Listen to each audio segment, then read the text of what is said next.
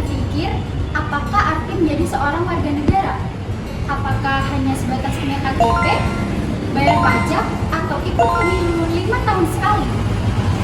Di kampus, kita belajar banyak teori, tapi ada satu hal dasar yang sering kita anggap remeh, yaitu konsep kewarganegaraan. Menjadi warga negara itu bukan cuma soal status hukum di atas kertas, ini tentang ikatan emosional, hak, tanggung jawab, dan bagaimana kita hidup berdampingan di tengah perbedaan.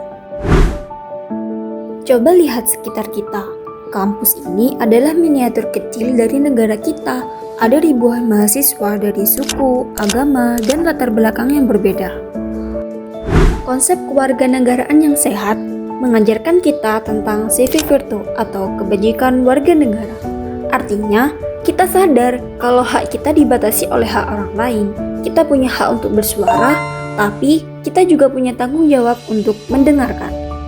Masalahnya, di era digital sekarang, ruang diskusi kita seringkali jadi sempit. Kita cenderung cuma mau kumpul sama orang yang sepemikiran saja, sampai akhirnya menutup diri dari sudut pandang orang lain. Nah, celah kecil inilah yang biasanya dimanfaatkan oleh paham-paham ekstrim.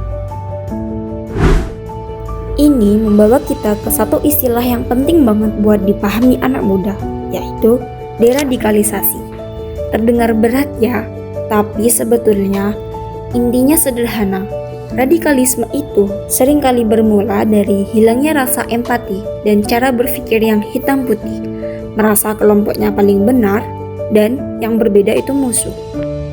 Nah, menurut ahli psikologi sosial Harry Kurlansky, proses seseorang bisa terpapar paham ekstrim ini dijelaskan lewat model 3N. Yang pertama, need, adanya pencarian makna hidup, rasa tidak adil atau hilangnya identitas diri.